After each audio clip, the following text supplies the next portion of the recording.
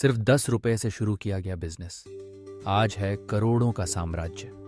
सुनने में यह एक सपने जैसा लगता है, लेकिन भारत में ऐसे कई उदाहरण हैं जहां लोगों ने मामूली पूंजी से शुरुआत की।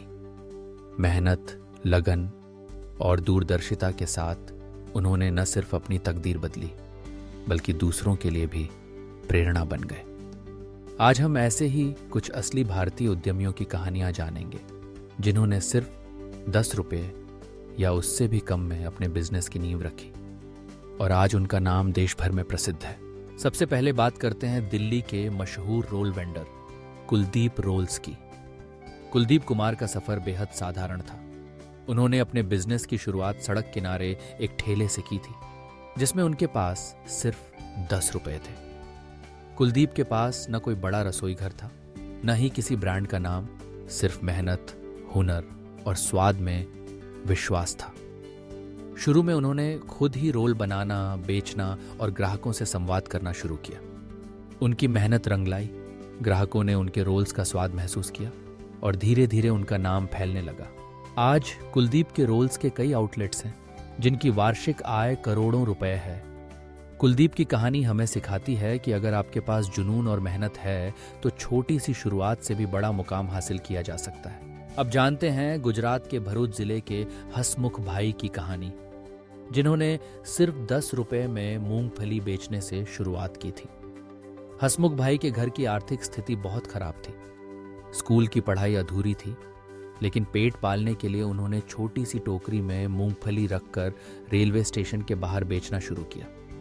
हर दिन वो अपने मुनाफे में से थोड़ा थोड़ा पैसा बचाते गए। धीरे धीरे एक छोटी सी दुकान खड़ी की। समय के साथ हसमुख भाई ने मूंगफली के अलावा दूसरे स्नैक्स भी बेचना शुरू किया। उनकी ईमानदारी और गुणवत्ता ने ग्राहकों को आकर्षित किया।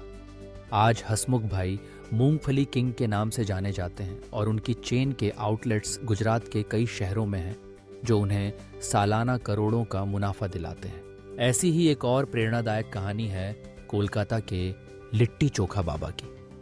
बिहार से रोजगार की तलाश में कोलकाता आए इस शख्स के पास सिर्फ 10 रुपए थे। उन्होंने फुटपाथ पर लिट्टी चोखा बेचना शुरू किया। अपने घर का स्वाद, सादगी और ग्राहकों से आत्मीयता, यही उनकी असली पूंजी थी। धीरे धीरे उनका स्वाद शहरवासियों की जुबान पर चढ़ गया। आज लिट्टी चोखा बाबा एक ब्रांड बन चुका है, जहां सैकड़ों कर्मचारी काम करते हैं और हर महीने लाखों की बिक्री होती है। इन उदाहरणों से यह स्पष्ट है कि व्यापार शुरू करने के लिए बड़ी पूंजी नहीं, बल्कि बड़ी सोच चाहिए।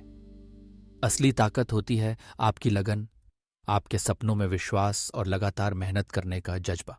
बड़ी बड़ी कंपनियों की नींव भी ऐसे ही छोटे कदमों से रखी जाती है, जैसे अमूल की शुरुआत 2 किसानों ने की थी, या फिर नंद किशोर चौधरी ने अपने घर के आंगन में कालीन बुनकर जयपुर रग्स की शुरुआत की थी, जो आज अंतर्राष्ट्रीय स्तर पर मशहूर है।